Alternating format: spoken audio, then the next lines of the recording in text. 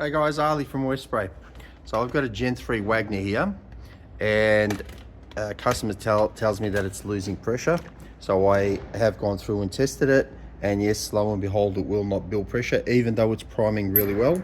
So I've removed the inlet valve, no problems there.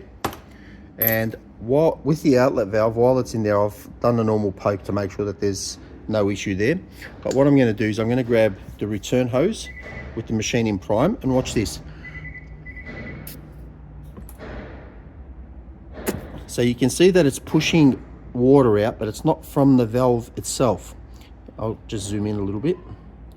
It's actually leaking from the seat, from the seal itself. So what I'm going to do, which means if it's leaking from here, it can't maintain the pressure in the pump.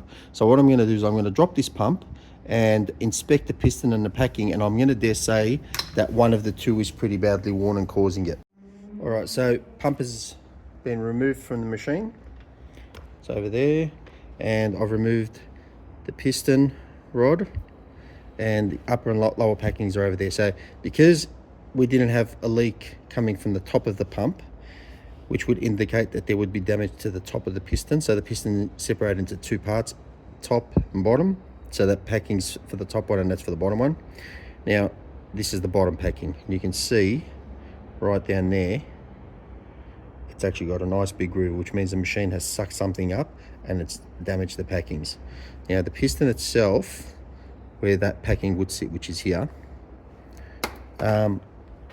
just done a bit of an inspection. It's got a little groove in there. It's right there, you can see that. I think you can see that on camera.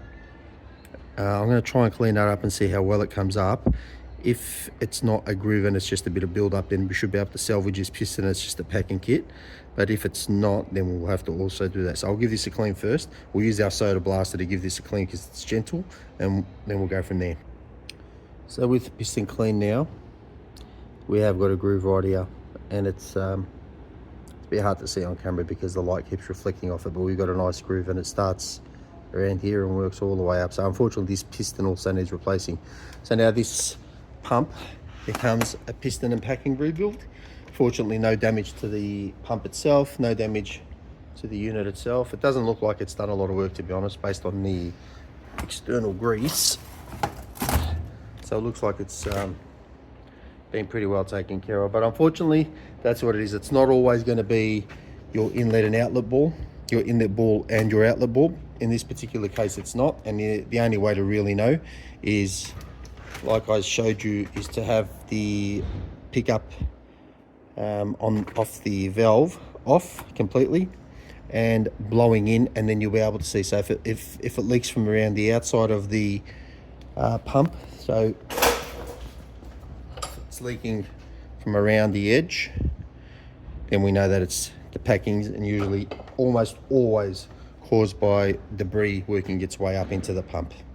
So that's another diagnosis. It's a little bit harder, a little bit more complicated, but when the first standard of checking the ball and seat doesn't work, then it's going to be something along those lines. Ali from Westspray, I'll see you on the next one.